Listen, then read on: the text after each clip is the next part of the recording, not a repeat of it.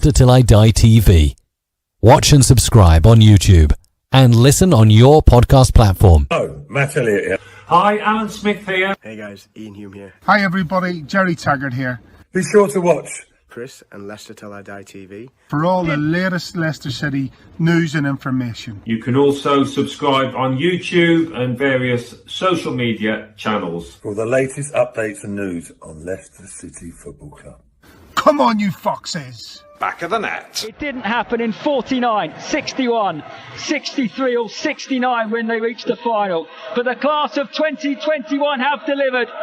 Leicester City are FA Cup winners at last and are history makers at Wembley. A modern day football miracle. They have blown their rivals away. They have blown us all away in truth. Premier League champions 2016, the amazing Leicester City!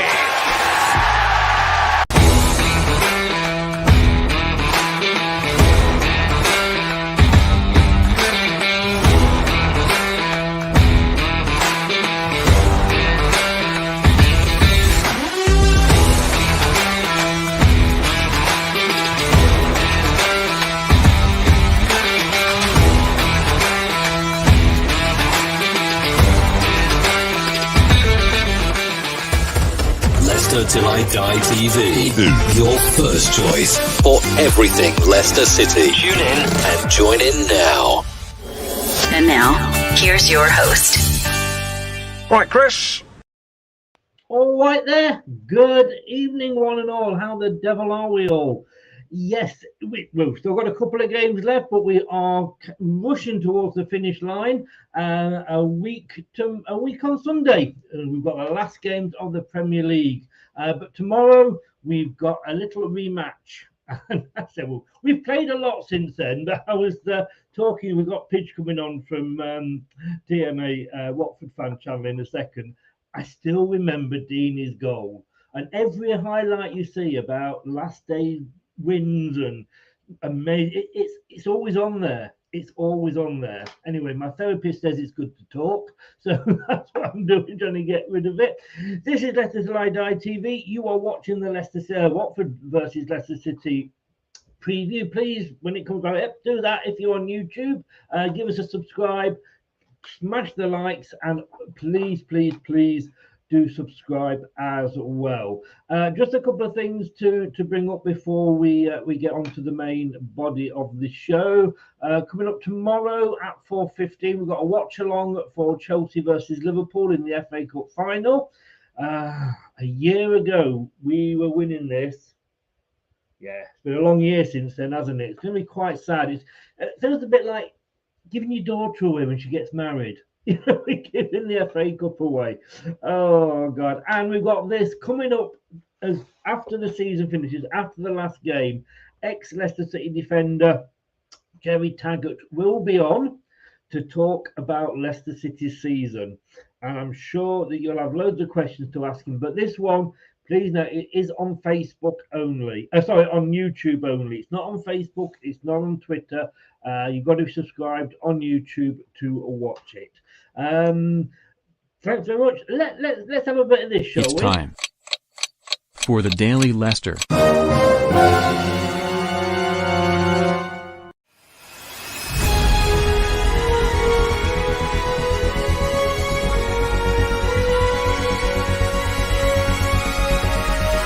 Leicester City FC on this day in history with Leicester Till I Die TV. You know, people have accused me of just throwing this show together. How you could ever do that, I don't know. But on this day in 1992, what were you doing, Leicester fans? Well, I'll tell you what Leicester City were doing. They secured a return to Wembley after 23 years with a 5-0 crushing defeat of Cambridge United in the second leg of the Division 1 playoff semi-final. We could do that score tomorrow, couldn't we? Tommy Wright got 2. Do you remember Tommy Wright? Steve Thompson, Kevin Russell, the Rooster. And I was struggling then to remember the Rooster. Ian Ormeroyd, sticks, my God. The the Yannick Vestergaard of his day. They found the target as Cambridge fell apart. Oh, any chance of Watford doing that tomorrow? Anyway, I've been keeping talking because we've been waiting for him to come in. He's got a new girlfriend, right? And I'm sure before he comes on the show, he's on there going, you put the phone down. No, you put the phone down. No, you put the phone down. No, you do. Hello, Brad. Howdy, mate. How you doing? Well, how the devil are you? I'm not too bad, mate. What a day that was in '92, hey? I mean, I was just struggling to learn how to walk at that age, but I have seen the highlights in. Wasn't that the game that a former Fox, Steve Claridge, played for Cambridge? Didn't he play against us in that? Dion Dublin, I think, played for Cambridge then, didn't he? I know one of them definitely did, but I'm pretty sure about Steve Claridge in one of the semi-finals. I think maybe it wasn't. Maybe it wasn't. Steve Claridge did. He got me on it now. Dion Dublin did. Scott, good evening. How the devil are you? Welcome along, sir. And talk. Nice of you to pop in, guys. Another thing, I'm not sure whether this was done before or after, but if you get across to YouTube, Football versus Cancer, it's Talk's new channel, and it's obviously all about men's cancer and ladies' cancer as well. And it's a great channel raising funds for this great cause. And Football versus Cancer, we will together beat it. So get over there and give that channel a subscription and like. And welcome the man with, I've got to say, the best hairdo that I've ever seen talking on YouTube. It's Pidge from TaylorMade. Good boys. They're good, mate. It's flattened out a little bit at the moment. I spiked it up yesterday, didn't I? Hello, Brad. You all right, mate? Sorry, I'm sorting out everything, and nothing's going on. I can barely hear people with this new treatment I'm having. Sorry, mate. How you doing? Yeah, good, mate. Good, mate. I hope you're good. Long time no see as well. Yeah. Well, you see the outcome of the quiz? Yeah, mate. I finished above Palace, so I'm happy with that. we got at the last minute in the quiz. Ankit lost it, of course. He held on to it and he lost it to Aston Villa last night. What a shame. What a shame. He said the Chelsea fan. Anyway, like Chelsea in the FA Cup final, lost it in the last minute. Indeed. Yeah. We all know all about that being Leicester fans. Pidge, thanks very much for joining us. We're here to talk, obviously, about the Watford game. But first of all, your links are in the description below on YouTube. But tell everybody where they can find you. Yeah, cheers, mate. Just before I do that, a pleasure and an honour as ever to come on this channel, mate. By the way, and thank you very much for coming on me pod yesterday. No, I enjoyed it. Yeah, if everyone could get over to TaylorMade Army TV on YouTube, also TaylorMade Army banter forum on Facebook, TaylorMade Army TMA TV Facebook page as well, and also TMA _TV on Twitter. Brilliant. Get over there. The links are in the description below. And I actually, and I said this on your channel yesterday, but I just want to sort of say it again because it is the Watford game. Well, two things. One, I'm still not over that Deeney goal, like I said. That still sends shivers down my spine. I remember watching that. I was with my two kids, and we got the penalty. And there's me and one of my sons jumping up and down, and yeah, penalty. And Sean, my eldest, turned and said, "We've got to score it yet, Dad." So I always blame him. He's lucky to still be in my will. Let me just say that. But also as well, everybody knows what I've been saying about Norwich and Watford this season. And I did explain yesterday. I like Watford as a club, apart from the Troy Deeney moment. Nothing against them, but I just think I said to you yesterday, you just seem to make a bit of fun of it. You come up, you get the money, you go down, you get the parachute payments, you come back up. You board, or your owners, sort of Pozio families, it sort of sack managers when you've only been up 3 weeks and what have you. And I just think as fans, you deserve more, because when you come up at the start of the season, do you not think that sort of you look at it, you think, we're going to go down again? I mean, is there any bit of you that thinks we might do it this time, we might just stay up? I think I did. I put us for 15th, 16th, and a lot of people obviously it'll be laughable saying that now with how we fared this season. But we tried to do a very similar to 2015, 2016, where we brought in a load of players to keep us up, one or two that are a bit more long term. See how we do. When we stay up, then we start really trying to spend a bit of the cash, and it worked last time. And the system that we had under the Pozzos, where we got rid of one head coach if it wasn't working out, and just all we were doing is replacing the figurehead.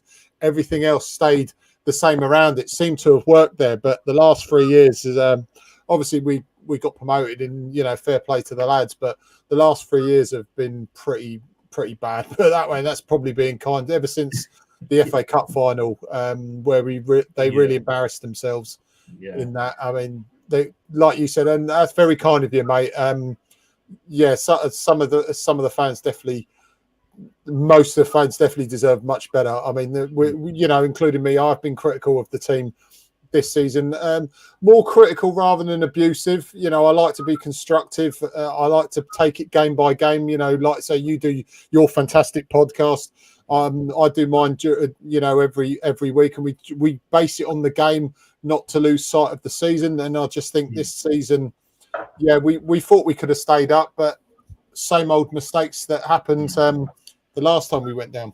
I mean, Brad, it's wise words there. It's very awkward for a team that's coming up to just get it right, isn't it? Because you don't want to overspend, because we know what can happen if that happens. If you do that, and you're stuck with a load of players that you pay in Premier League wages on. But we always, at the start of the season when we were sort of putting the table together where we thought people would end. And again, no disrespect to Watford and Norwich, but I think we all had them in the bottom two from before a ball had been kicked. Yeah, I mean, 9 times out of 10 teams that come up, at least 2 of them tend to go back down. Probably talking a regular pattern that 2 out of 3, Meatloaf, God rest him, said it ain't bad, but in this case, I know, right? But in this case, it is bad, isn't it, to be in that 2 out of 3 that kind of go down and come up. But true. I do really feel sorry for the Watford owners. For the Watford owners, do I heck? I meant the fans of it. Because of the Watford owners was my sentence. See, my brain's not computing. Sorry. Because it's the hope that kills you, as they say. You guys must all have your group chats in groups of 3 or 4s or 5s of you. And at the start of every Premier League season, you might go, right, I'll have a 5 on 3 managers. Because you just don't know. It's like you just go to pot when you get to the Premiership. It's like all of a sudden your owners go from, we're a Championship side, we need to survive, to we've got to win the league, we've got to get Europe, and 12th isn't good enough. No, it's not happening. Get out the door. And it's like, well, what? Why are you sacking these managers 3 months, 2 months, 2 weeks, 3 hours into a job? But you're never going to stay up. I even said it about other clubs, but you could genuinely give Jurgen Klopp Watford and he wouldn't know what to do with them. Yeah. Because by the time he implements his way and gets Watford playing away, the owners are going to go, oh, all right, Jurgen, piss off, mate, next. I want to grab a ticket, like at the, you go supermarket, you wait for your order from the butchers. I feel like Graham Warren might get a Watford job in like the next 2 to 3 seasons. And I do feel sorry for you, because you as a fan, and obviously all the other Watford fans, will sit there going, oh, for God's sake, don't do the same as what we did the last season and the season before that. And when, all right, maybe Ranieri was more ready for it and it was deserving of the sack, but surely when that first sacking came off, you must have been like there going, oh, here we go again. Yeah. Well, statistically, they say 1 in 5 men have already been employed as head coach of Watford, by the way, in Britain. So that's an interesting stat, isn't it? We thought when Isco had come in, really, really nice bloke. Galvanised the team when Ivic left. Added attacking flair. We got promoted, got across the line, and we thought, okay. We're going to keep him on. We didn't keep Yoka on when we got promoted. I think there's a lot of toing and froing with contracts. So that was nice that we showed a little bit more of a contingency plan. In hindsight, it didn't work like that way. Looking back at the whole season, it was a complete disaster. But like you said, people from the outside looking in, I don't take offence to that. When people say that, because what when you look from the outside, it does look like that, and it's becoming a joke from our fans' point of view as well. And with the signing of Rob Edwards, I was doing that yesterday, wasn't I? Rob Edwards, very, very good coach, young, hungry coach, very ambitious. Hopefully, that's a step in the right direction for us. But like you said, it's the proof's in the pudding, and they said this last time that the lessons are going to be learnt or will be learnt, and it clearly wasn't. So let's hope second time around. I do wonder though, and I mean, Ant. I think Ant's in a devilish mood here, to be honest with you. He's just put Ranieri's won more than you. But I mean, I mentioned this on your show last night, and we'll come and say on to Rob Edwards in a second. But it was almost like the weirdest choice going, because yes, he's obviously had a successful career. He did well. With most clubs he's at the start.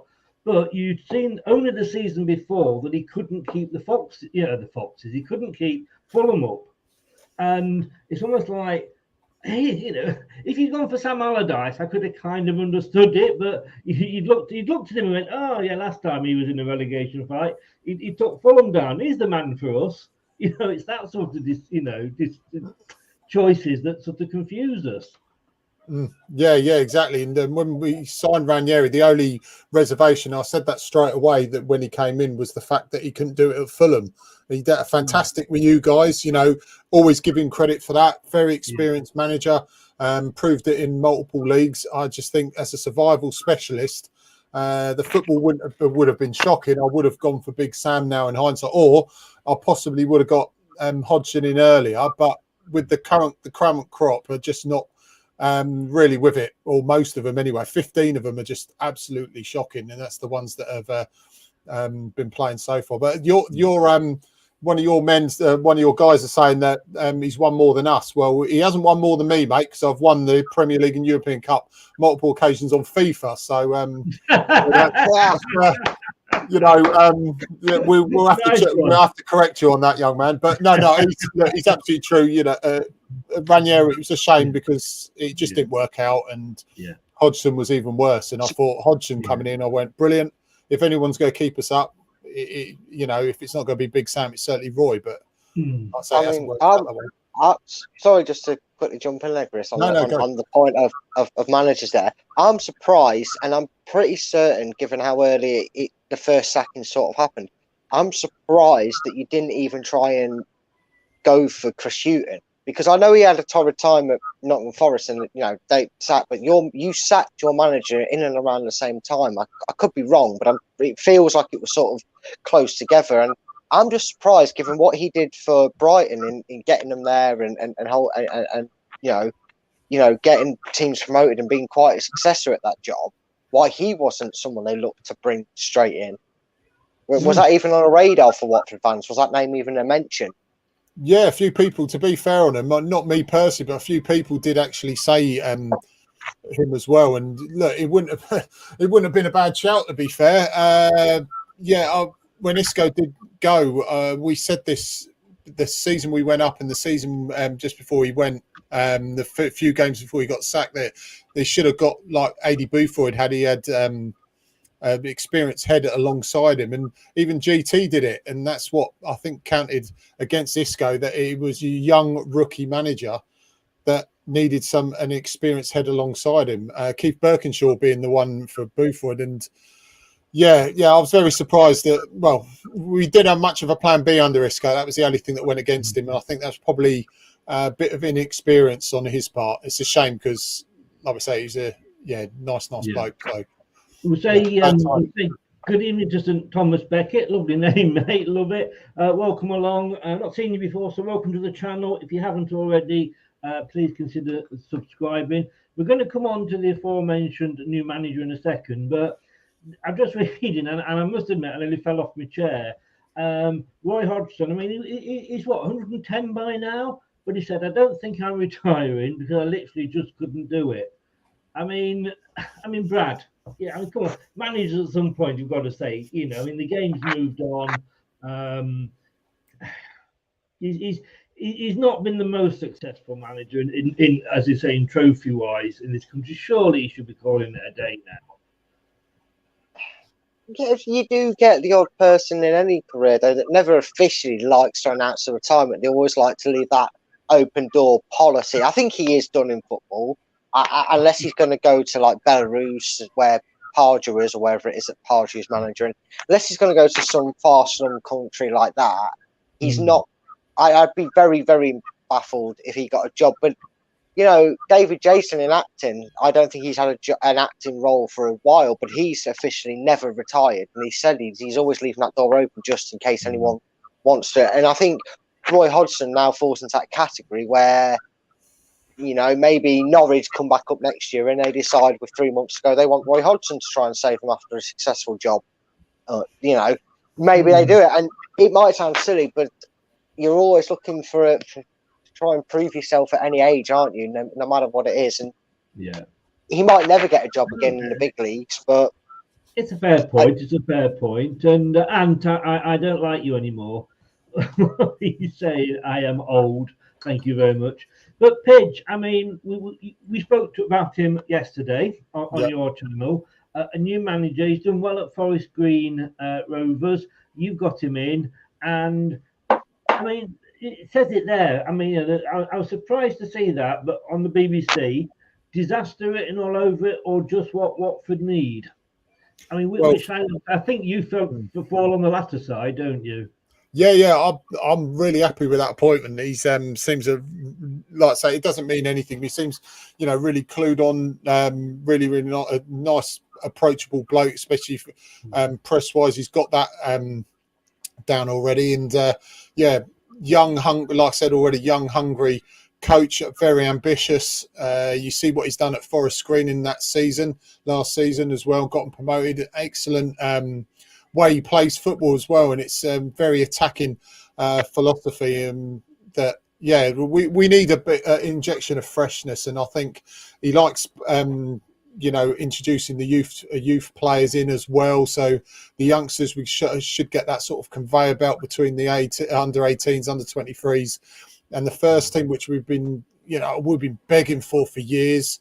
You know, ever since around 2009, 2010 sort of season, where we haven't really had many youth team players coming through. So we've got a crop of very promising youngsters. So I think that's the key with Rob. I think he'll be looking at delving into them in the Championship, and I'm very happy with the appointment. Definitely. But, Brad touched on it earlier. Will he? And I asked this yesterday. Will he be given the time though? You know, I mean, every time you get a new manager in, and I know Antu's in the channel and St Thomas think that they want Rodgers out, but every time you get rid of a manager, he's literally like scrapping whatever's been done for the last couple of seasons before them and starting afresh. And with your record, do you look at that? Do you look at him and think, well, you know, is he going to be given the time? Because if he gets you up, and you, I think it was Alan Shearer said it on Match of the Day last week. He actually said, you know, he's glad Watford had gone down because sacking the manager after 7 weeks in 12th position, and you know, know where he's coming from. But will this guy be given the time? Yeah, well, Shearer's right. I'm not going to go against that. You know, it's absolutely shocking how we've treated some head coaches, to be fair, but I really do hope they've come across, the board have come across and said, sort of given those sort of messages where we're looking at a more sort of contingency plan and more of a long-term project with Rob. And hopefully he is, because clearly the old model is tired, it's old, it doesn't work. It's costing us a lot of money. We're quite well in debt as well, as far as I know, at this point. So we need to start afresh, a complete clear out. In a good way, like you said, you know, every time you sack a manager at any club, you kind of start from scratch, and they put all their new staff in, new players, and you're literally starting from base one. But this next season has to be base one, and we have to clear out a lot of coaches. Let him bring his own people, and he's already brought his trusted assistant from Forest Green as well. So the wheels are turning, they're slow turning, but it's looking good. So hopefully, like, to answer that question, it's hopefully 110%. He needs time He needs to build this at least a couple of seasons to show what he can do. Basically, giving a young English coach a chance, and they need to let him stamp his authority on the club, implement his ideas, and just wipe this stupid reputation. Fingers crossed he will be given the time. And exactly. I said here, Brad, and we disagree with Ant's very much the Rodgers out and very much the Rodgers in. Despite that, do get over to Ant's Leicester fan channel and give it a subscription. It's a great Leicester channel, even though if we don't agree on a lot of things. But he says there, Brad, do you think managers look at Watford as an easy payout? I mean, they say that some clubs are unmanageable, like in Chelsea. They said the same about that. You can win the European Champions League and get sacked 6 months later. But I just think, like some managers, they look at it and there's no, well, if I fail at Watford, they'll sack me and I'll get a nice big payout. It sounds like a difficult one to answer, but it's probably not. I don't think that's the case. I think these Watford owners might be just a bit naive with who they hire and what plan they have in mind. I mean, if they've hired this man on the expectations that in 6 months' time they're going to be top of the league by 15 points, well clear, and he's going to have them in the Premiership, then they're sorely mistaken. I think they put together the wrong plan for the right type of manager. I think if they give this man the time to bring in the youth, and the best thing about this man working for Forest Green Rovers in the lower divisions, and we've benefited from it, Chris, with some of our youngsters, is exactly that. Your youngsters now go on loan. Years ago, you used to probably put someone out on loan just for the sake of putting them out on loan. Someone who's 33 past it might help a lower league side out with his experience, but you just want to get him in the window. But now more and more you're seeing a flux of teams put their youth system out, and if he knows how to manage that, he knows how to build from that, he knows how to get the best out of the youngsters, then that's going to work wonders for him. But they need to have that basis that it's going to be a 2-year plan. I don't think any manager goes there thinking, yeah, great, I'm going to earn myself a couple of mil here, this is going to be easy, because if that was the case, they'd be Birmingham City like. They'd be 15th in the Championship. No one would really care. They'd be going, oh no, I've been sacked after 4 months. So what am I going to do with all the sack of money? They want to succeed because it damages your reputation. Doesn't matter if you're Claudio Ranieri or you're Isca, just the younger manager. I mean, Pidge, does it really damage the reputation? I mean, you still took on Claudio, even though he virtually got, I know he wasn't there at the end, but he got Fulham relegated. How many managers fail at a club? And let's face it, 9 times out of 10, a club only gets rid of you if you failed, and yet they walk into another job somewhere else. Yeah, well, I don't think they've got a choice because they get paid out anyway after 3 months after the time. Yeah. But I think the players have now cottoned on that the fact that if they stop playing, then the manager goes, and it's happened for about 3 or 4 years now. I think that has damaged the reputation, the philosophy at the club. If the manager, like Brad said, and I completely agree with the 2-year plan, if he's there and they say, look, he is the head, he decides what's going on, he's not going to be sacked. The players have got to react, and then in the back of their minds, they know this guy's going nowhere. I need to roll up my socks and do something about it and start playing well, because if I have a bad game, I'm just going to be out. It's not the fact that the head coach is going to go. And it does damage our reputation because it makes us look like a laughing stock. Well, I was going to say that leads me on. I'm going to say hello to Chester Leicester, West Ham Random YouTube channel, and of course Scott. Thanks for all joining us, lads.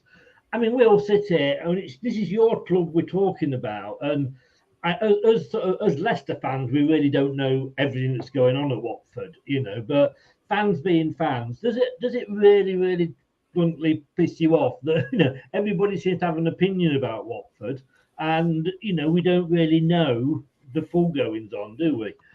No, it pisses me off when pundits do it, because not when true fans like yourselves and all the other pods that I've watched do it, because you're entitled to your opinion, and if not necessarily disagreeing with you two, but you're entitled to it, so I'll take it on board.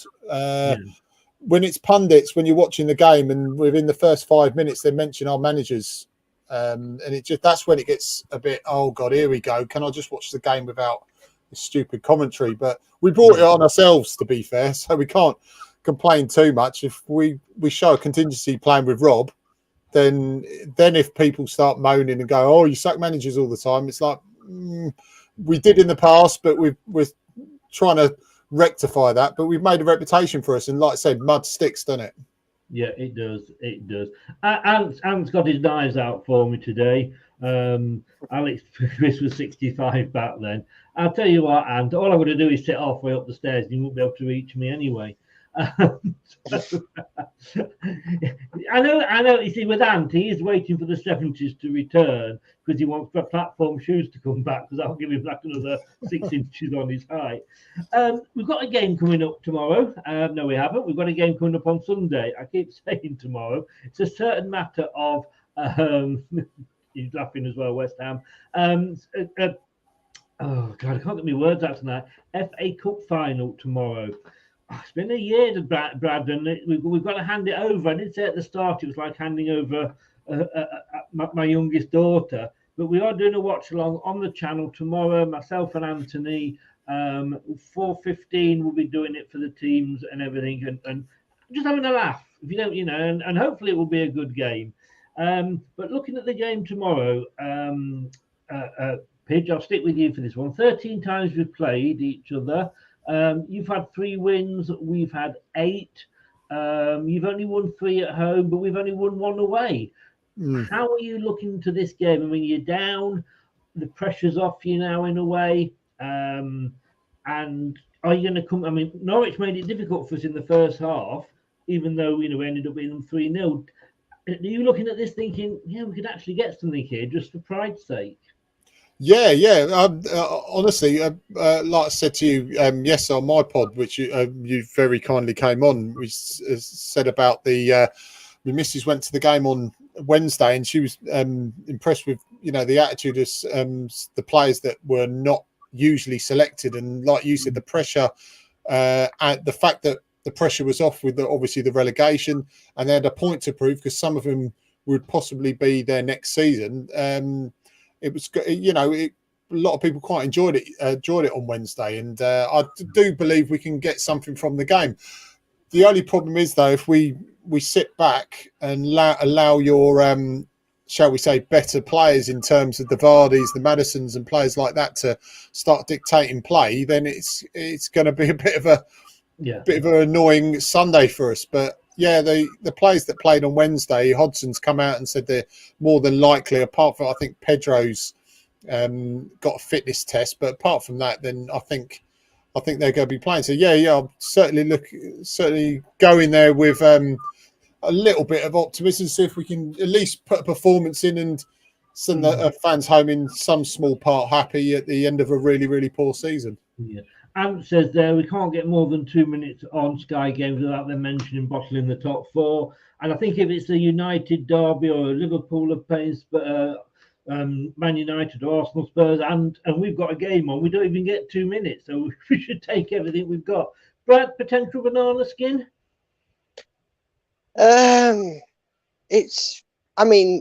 On paper, yeah, you look at relegated side versus a mid-table side, it's a banana skin. Unfortunately, it becomes a less notable and less talked about, and probably even to a worse extent, and less cared about result if Watford do come away with it, because it'd be like, we'll be sat there going, same old Leicester, start something and can never finish it, and everybody will go, oh, look at that, Watford beat Leicester, what about the other results?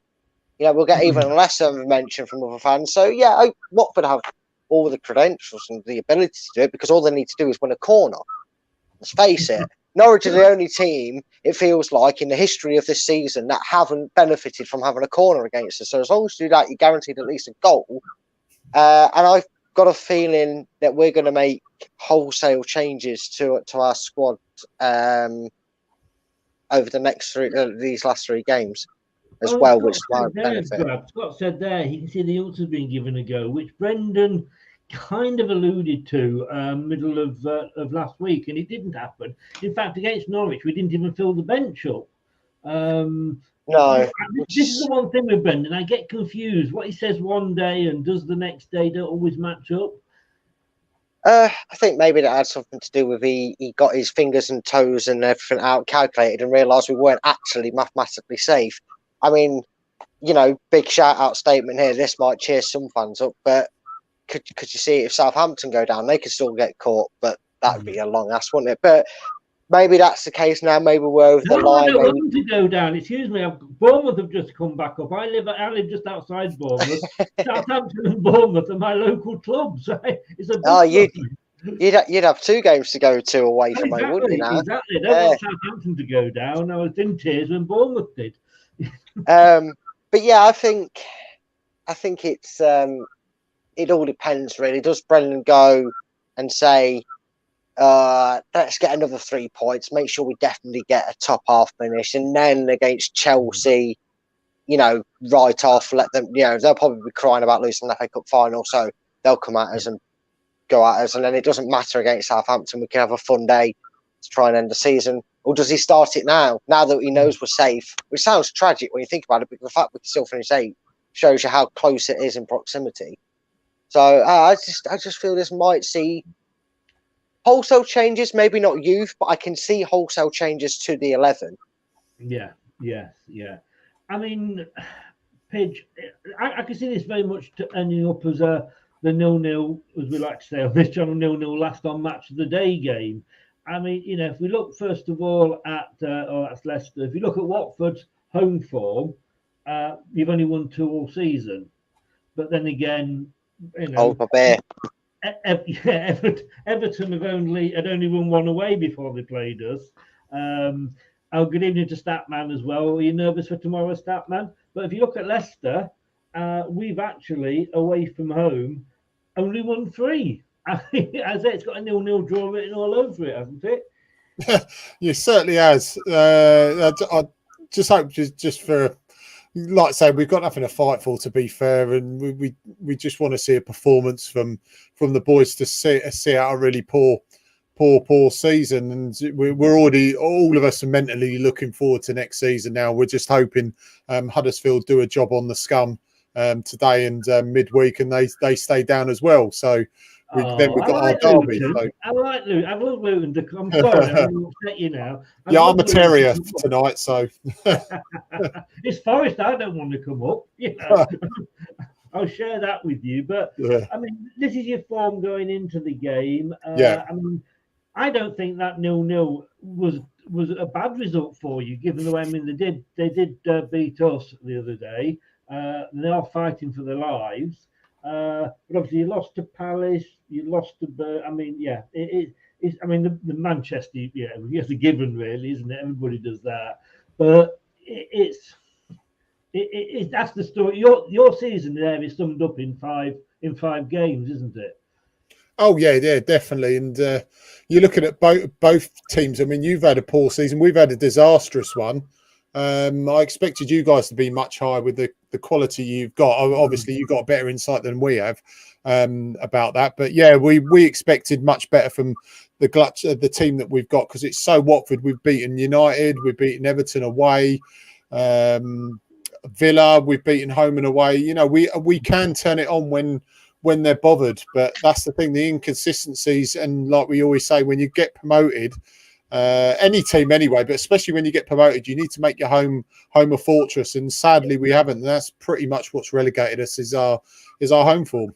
Yeah, I mean, Brad, are you looking? I say we're looking at our form. It's been very up and down all season, the proverbial prostitute's underpants. But I mean, and no disrespect to Watford, man, but I think it probably says more about Man United's season, that you look and think, well, Watford beat Man United, but in the whole, that's not that much of a shock this season, because most people haven't they? No, it's still a bit of a shock, because even the team on the worst of form, like a Man U or a Chelsea or an Arsenal or even a Liverpool, not so much a Man City, I guess. Maybe not even Liverpool these days, but when they were transitioning, you could have said the same about them. Beating them was more easy to do because there was chinks in the armour, but it wasn't always.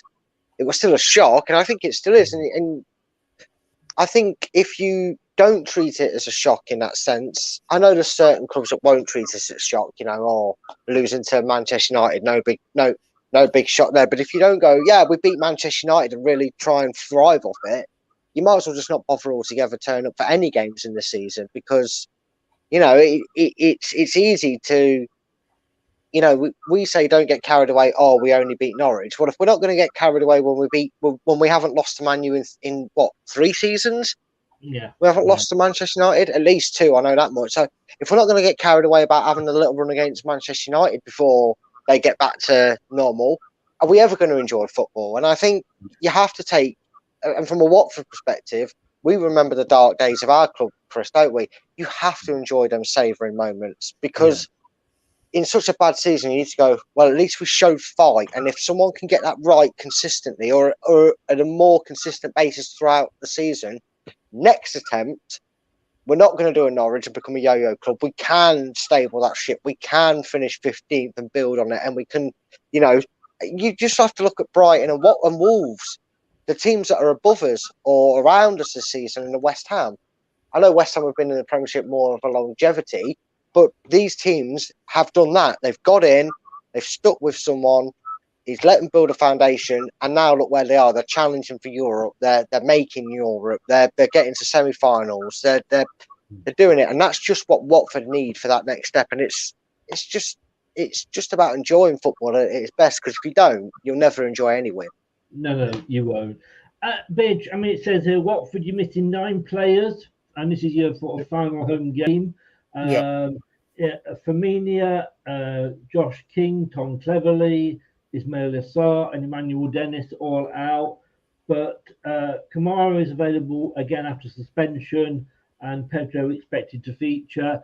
We know what it's like, don't we, Brad? Pidge, injuries, but he may not have any choice other than maybe to blood a few younger players. Yeah, it was really encouraging as well when I saw the subbench. Darren Greaves' boy that I spoke to and said well done to him with his boy coming, who's ex-Watford, so's his brother as well, and he was on the bench. We've got a Turkish lad on the bench, Kakur, I think probably really bad pronunciation, but he's a very good prospect. Shaq Ford, we've got Matty Langston's boy in and around the under 23. So and Morris as well, we've got from Southampton, youngster. Like I said to you yesterday, he came on in the FA Cup game against you guys and looked very, very good. I would like to see him making a start on Sunday as well. And like you said, it's not a bad thing that we've got Sarr and Dennis out, to be fair, because they're really consistently, they've been absolutely shocking, and it's nice to see the Goslings and players like that getting a chance. And Foster's just announced that he's going to be leaving in the end of the season, so it'll be nice to give him a proper goodbye, because a lot of people from our point of view would say he's been going on doing his GoPro too much, but as a goalkeeper he was excellent, and thoroughly nice bloke, honest and integrity from the guy. And a few youngsters, and certainly we can get, like I said, get a goodbye to Foster as well on Sunday. Brad, Roy Hodgson on Leicester and our front man Jamie Vardy, he said he really is what you see. It's enthusiasm, it's work rate, it's desire, talent. Of course, you don't play for England without talent. Well, yes, maybe Roy, you do play for England, but you just played them in the wrong position, which was Roy's. Kane on corners, Vardy on the left wing. But it looks like we've got Fofana back, which should be good. But obviously Ricardo's still out. How do you see this going tomorrow? We've obviously got the A team, if you like, which we could pretty much name that, couldn't we? Then we've got kind of the B team, and then you've got obviously the team that played Watford in the FA Cup, which is a lot of youth players. Which of those 3 do you think he would go for? Would you go for? I'd probably go for a mix of C and B. I think you're going to see the thing is, as well, is what you've got to do at this opportunity, with the greatest of respect to some players that we obviously know about, or at least we assume will be in the talk of transfers. You've got to get certain players out there to advertise them. You know, you can't sell a brand of anything without advertising it, can you? If you just make a load of great, you know, the next best thing since sliced bread, but don't tell anybody about it, you're never going to sell any. So you've got to get them out there to let them showcase what they can do, so they can themselves move on. And I think with that in mind, and obviously Brendan, you know, maybe, and I don't mean this to sound blue tinted or big headed or anything, but maybe that's the foundation your manager's going to look at, because the one thing we have praised Rodgers for, Chris, isn't it, is he bloods the youngsters here. He's been blooding youngsters. You saw it against yourselves in the FA Cup. I think you're going to see a mix of that. I don't know, out of the loanees that may or may not have returned, who is available. I don't know if say, Avonte Campbell's available, or that Wright who was at Cheltenham is available. I'm not 100% sure, but I'd assume that maybe one of them, one or two of them, maybe not start 11, but they come on. I'm not sure whether they can come back and play for us. Yeah, I'm not sure, but I think 23 they might be. I don't know. Yeah. Scott there says, Brad.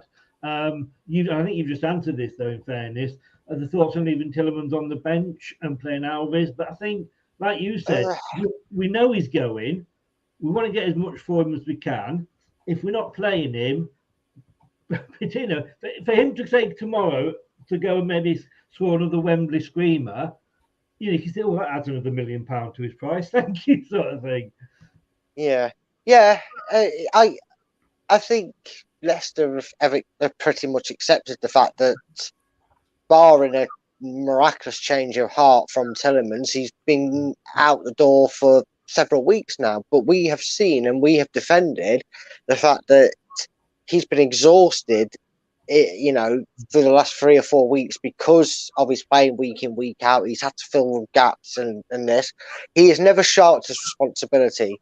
And I put a picture up of Twitter a couple of days ago of him and Jamie Vardy. I said, read into it what you will, but let's just make the most of the pair of them, because for two different reasons, we're not going to see them in a Leicester shirt for much longer. One obvious is Tillemans is obviously going to go, and Vardy's injuries are going to limit his time, no matter how many more seasons he's committed to Leicester.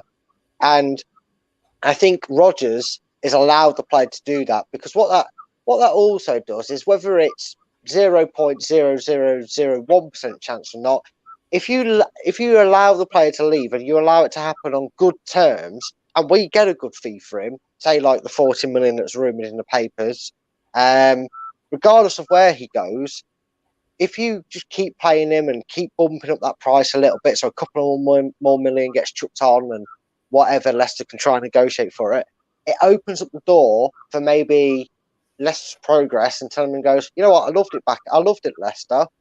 I'm having a bad spell here, and I don't wish that upon him. I hope he has a very successful career, but let's just say he goes somewhere and it doesn't quite work out for him, and he wants to come back to the Premiership, or he wants to move clubs, that he goes, well, Leicester now, with, you know, achieving. I'd be happy to come back, and it leaves that door open. The last thing I'd want to see in a weird way is Brendan go, well, that's it, we're safe, sod off then, sit on the bench, don't care who are you, you're not in my plans next season. I don't think that's Brendan's mentality. I don't think he does that as a manager.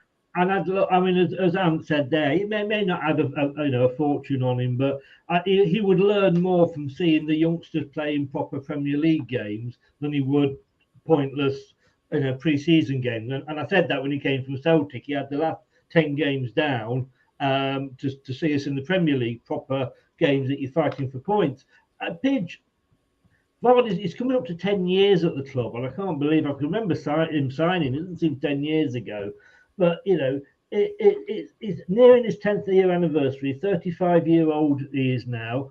I mean, you've had your own sort of Jamie Vardy with Troy Dean in, and you know, I can remember every summer transfer window he was linked with Leicester. And I think that was just he had a bloody good agent, because every time he got a pay rise off Watford to stay, it was never going to come to us. What's life like without him? Yeah, well, we're looking at it now. We need the leader, and Deeney, even with his lack of goals near the end of his tenure, you know, he had that leadership, and we do miss that. Definitely. Also, we celebrated Deeney Day as well this week. A certain goal that you alluded to, by the way. So I'm going to add you into the celebrations this week, but I better not. But yeah, we answer the question, mate. Yeah, we do miss him. in terms of his overall. You always see the leaders don't have to necessarily be captains, but he was a fantastic captain for the club on and off the pitch. And yeah, it'd be nice if he comes back eventually in some sort of capacity, possibly as a coach. I think Birmingham fans don't know how good they've got it. He's a Birmingham fan, and apparently he was getting abuse off of some of the Birmingham fans, which I thought was quite ridiculous, to be fair.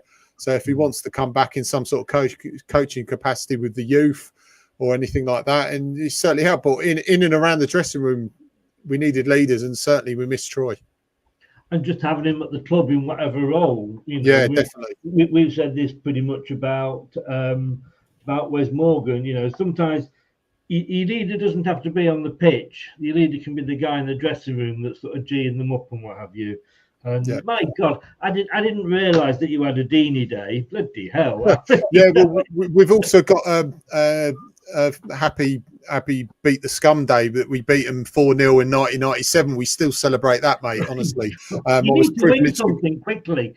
we do really do, mate. I'll tell you, we've still got that second place championship trophy shining and glimmering in the trophy cabinet. So it's still there. It's not as bright as the one behind you, but we're still polishing it up, mate. Definitely. The thing is, I mean, do you look at a club like Leicester, and I know the Big Six have made it harder since we did that, but it must give sort of clubs like yourselves, and I'm not being demeaning when I'm saying this, but you must look and think it's possible. Leicester did it. It could happen again. You did it in the right way, and I said to you yesterday, you've got an excellent chairman, you've got an excellent board, you've done amazing how the infrastructure and how you've been dealing with it. As much as we don't like Brendan Rodgers for using us as a stepping stone to go sideways to Reading all those years ago, he's a very good coach. Taking all that away, being all the prejudices aside from us, he's still a very good coach. And to be honest, you were one of the top six for 2 seasons, so you earned that right to be called a top 6 club. Definitely. So but going back to your thing with the youth, 110%. When we brought we're looking at the model like the Germans do it, the Dutch do it. You bring back legends that are compatible coaches. They're not bringing them back for the sake of it, but coaches that could really do a job there. And we've got Richard Johnson, used to be our midfield mainstay in the 90s.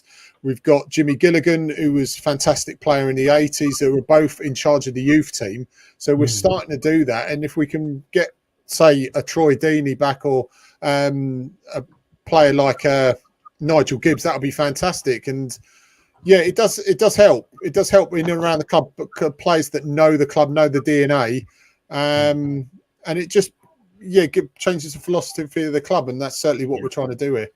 Now, these, because we discussed score predictions last night on your show. It's funny how one win suddenly, we're going to win the league again. But I've kind of gone, as I say, I did watch you in that Burnley game when you had the lead and you threw it away. And I just think you'll score because everybody else does against us. There's not one of us there, me or the ex-players, think that you won't get a goal in some form or another. But you only got, like Brad said earlier, you've only got to get a corner. But I've gone 3-1 to Leicester. Imhoff has gone 2-1 Leicester. Walsh has gone 2-1. Tags has gone 2-1. Steve, bless him, is gone 2-0 to yourselves. He thinks that you will actually win. I haven't forgotten about that. But then again, he does do that, doesn't he, Brad? It's reverse psychology, he calls it. Yeah, he likes his reverse psychology, and it lets him down quite a lot. It does, unfortunately, along with his hatred of Spurs and Arsenal. Ian Wilson, 1-1. Pidge, we'll come to you first. I do know what you're going to say because you said it yesterday. I think this could be a potential banana skin. I did think it against Norwich, but having seen the way the lads responded in the second half, I think we'll do it. I can't predict against my team anyway, which is probably why I'm bottom of the league this season. But how do you see it going, Pidge? Well, I'm gonna say I always say 2-1 to Watford. Or always do that. Like you, I completely agree. I don't bet against my team, so I'll go 2-1. But it could easily be a 0-0 or 1-0. But definitely 2-1 for me. Yeah, Brad. put your neck above the parapet. What were you going to stick your colours to the mast with? You heard it here first, folks. This is not a drill. I repeat, not a drill. Leicester are not going to concede from a corner for the second game in a row. Unheard of. I know. Shock horror. Stop the press. But you heard it here first. I think you get better odds than the 5,000 to 1 when we won the Premier League. Well, you're not far off. But unfortunately, that doesn't stop Watford scoring. I think this defensive mistake in Leicester, there always has been. And I'm going 3-1 Leicester. Oh, good man. The men, the men with brains and sense have gone for 3-1 to Leicester. No disrespect, Pidge. No disrespect, but Noel often agrees with me. Nothing taken. Pidge, thanks so much for coming on. I'll send you that message when I finish on the show, and if you can spread that about, that would be great. Again, before you go, your links are in the description on YouTube. But just give a shout out where people can find your channel and yourself.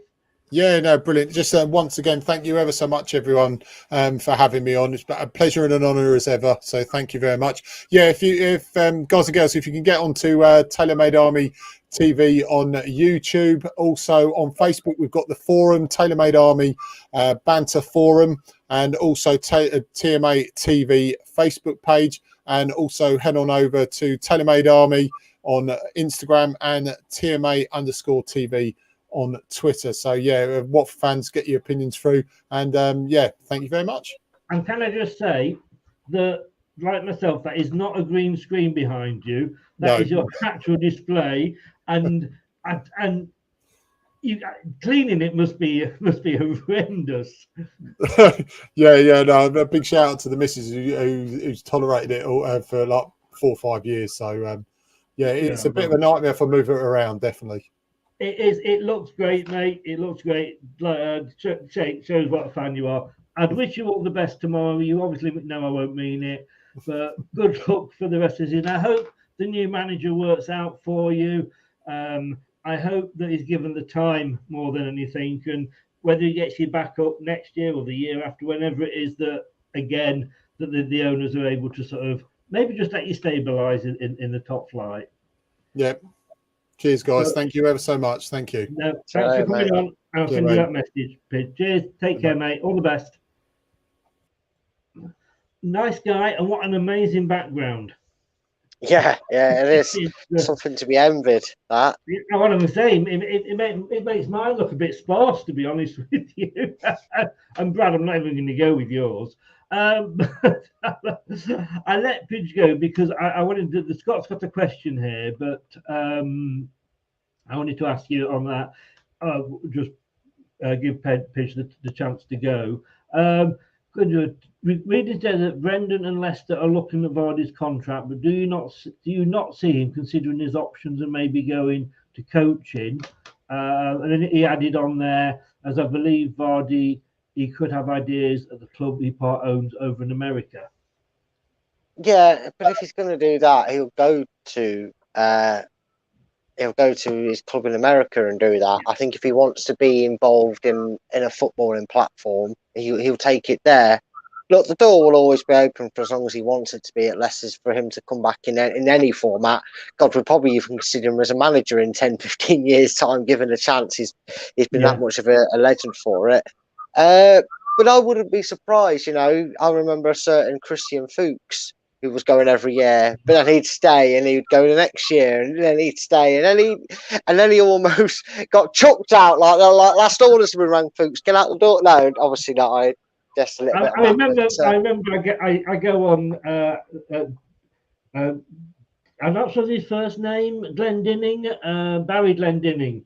He does the TalkSport morning show, and on the weekends, and he kept saying, "Are you ever going to let him go? Can that poor man please go and retire?" And we didn't let him, did we? No, and the thing is Jamie Vardy is just so hungry to play football, and again, this is something that really probably pisses a lot of Leicester fans off, and I know we appreciate him a ton, and I know probably more neutral fans appreciate him more, but this is one thing that pisses me off, right? If Mo Salah or Harry Kane or anyone of that calibre this season, last season, last few seasons had been injury plagued and still managed to score 12 goals in 22 appearances. Oh, the England coach, their own manager, the pundits, they'd be tossing one off something chronic over it. They'd be going, oh, how amazing is he as a striker to score 12 goals in 22 games. And Jamie Vardy, at the age of 35, just casually goes about it. I mean, they're spuffing their pants over Ronaldo doing it. And look, he's GOAT. He is one of the greatest of all time. I'm not saying he's not a world-class talent. I'm not saying that. I'm not saying he's not achieved well for what he's done. You know, you have to look at the individual, not the club state when you think about it. It's all right going, oh, Ronaldo, he's like 17th in Manchester United because they're that bad. But this guy just keeps proving everybody wrong. And there's no reason why Brendan can't turn around and say, okay, next season we'll manage you where you won't play every game, no matter what you do the game before, we won't play you if we feel we can rest you and recover you. We'll start integrating the Daka Nacho takeover for the front two or front one or whatever. But if we can do that, like we did with Fuchs for 2 more seasons than we were expecting, it benefits everybody because he's going to have the rest of his life, or at least until he decides to sell or otherwise, he's got the rest of his life to worry about his American side and set them off and franchise them. No, I agree. And I think, look, and I said this when we got Daka, I said, we are looking at his long-term replacement, you know, and so I saw a few Leicester fans having a go at Daka. Could give some slack, you know. He's moved country, it's a different league. Give him a bit of slack, but I can see Vardy either starting games, but only coming off maybe after 60 minutes, or coming on the 60th minute when the defence is hopefully knackered from chasing Daka over. Oh, thank God, Daka's going up. Oh shit, Vardy's coming on now. You know, I can see that sort of role for him. And the thing is, like you say, he loves playing, and I think that's the fact that he knows he got his chance. A bit like Ian Wright, in fairness, they're both the same. They got their chance to play football very, very late in their lives. Not say late in life, but you know what I mean. In respect that most kids have come through the youth systems and they're playing. You know, he was at non-league clubs and he was playing with the band on his leg and what have you. And I think he just looks at it and goes, no, I'm going to enjoy this as much as I bloody can. Yeah, and I think if you turn around to anybody with that mindset and the way they're brought up and everything, I think if you turn around to Vardy and went, right, here's your choice. Go off into the sunset, take your family and whatever to America and run your club for the next, do you want to start that for the next 3 years? Or do you want to continue playing football at a more controlled level? And before you've even finished, given the option in full, he's gone, I'll stay and play football, thanks. And that's the hunger that drives you. Because here's something I want to put forward again. And I'm going to use injuries against the factor, right? How old's Harry Kane? Mid to late 20s, isn't he now? He's got to be 27 at least, isn't he? I presume so. I'll have a look. Carry on talking and I'll have a look. Yeah. Harry Kane, right, is already injury prone. Now, that's not a dig. That's just how it is. You do get, when you're carrying the entire weight of Tottenham on your shoulders. 28. 28. He's 28. He's 28. Yeah. Now, what's got more chance of happening, right? Vardy's, 35 now, isn't he? Mm-hmm. I believe, right? What's got more chance of happening? Vardy's still playing when he's 38, which would be an extension on his contract and him going into each new year aging. What's got more chance of happening? Him making 38 and still finding a way to score 6, 7, 8 goals a season through his play injury, or Harry Kane still playing at the highest level at 32? Because I'm telling you now, Jamie Vardy's injuries have been niggles until the last couple of years. There's only the last season a bit that he's really struggled to recover, and touch wood, he can be managed better, and that will help extend his career for the next 3 years. What do you reckon, Chris? I'd like to hear all people's opinions in the comments. What's got more chance of happening? Kane making it to 32, playing at the highest level, or Vardy making it to 38, still playing in the Premier League with Leicester City? Because I think it's Vardy playing in the Premier League at 38, to be honest with you. Yeah. The way Kane's injuries go.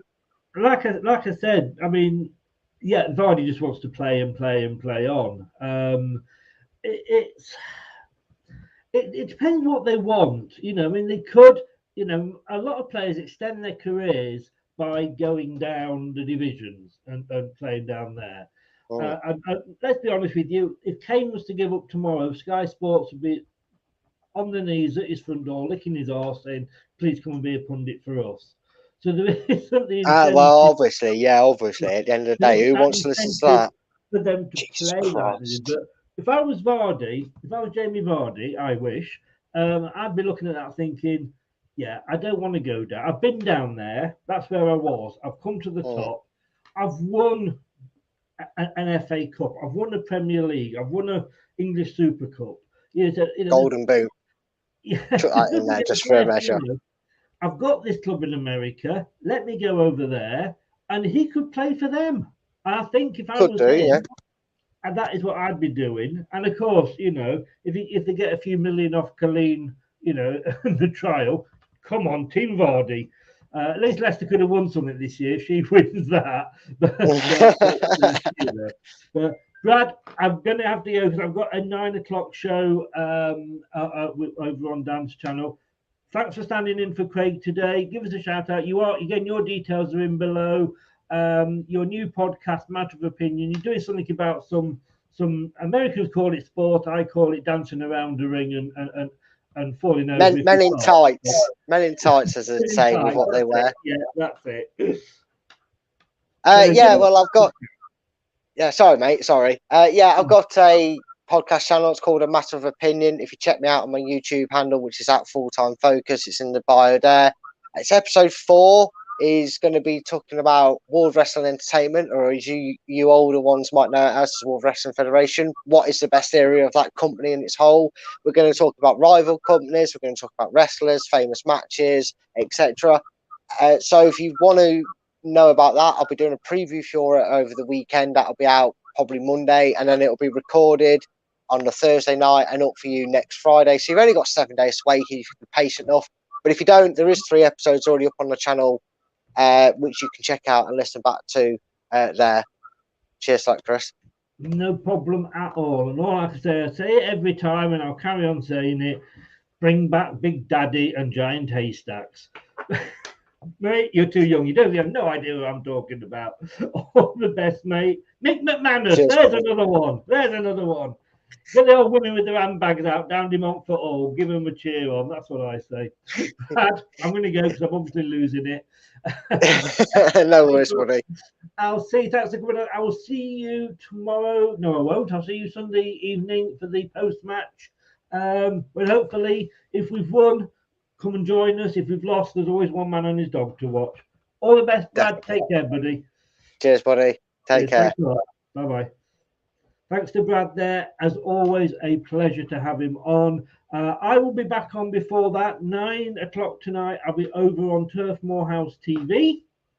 Yeah, it's my other channel. I'm actually wearing the right colour for them. This was my FA Cup because tomorrow we have to hand it over.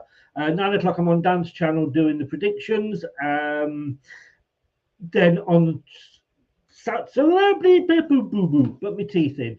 On Saturday, we will be doing this. We'll be having the watch along for the FA Cup final. I know we've not got a dog in this race at all, but you know what? It's the FA Cup, and it'd be nice to see who takes it over from us. I think Liverpool myself, but hey, we will see. Hopefully, it will be a good game because there's obviously, it's second playing third, so it will be a very, very interesting match. So that's the watch along tomorrow, and we start that at 4:15 in the afternoon. And then coming up a couple of weeks after the season has finished, all Northern then after the season has finished, Jerry Taggart will be coming on for one-to-one chat just about Leicester's season. We've obviously had him on before, and it's, if you want to see the one-to-one chat I had with him about his career and his time at Leicester, that is on the YouTube channel In Conversation With. But this is purely going to be doing a season review of last season, and we've got a lot to talk about. I think you'll agree. That is going to be a YouTube-only show. So if you're on Facebook or if you are on Twitter, you will not be able to watch that one. It will be pre-recorded in the morning. It will go out live on YouTube as a premiere in the evening. So you must be subscribed to the YouTube channel to be able to watch that. And please do give us a subscribe. It does help the channel. Bring back Scotty to Hottie for the entertainment factor of the world. You're older than I am, Scott. You must be. But no, I tell you what. That's put me off now, the thought of that. Do subscribe to the YouTube channel. It really does help. And if you want to see Jerry's thoughts on Leicester's 21-22 season, you can only watch it, like I say, on YouTube.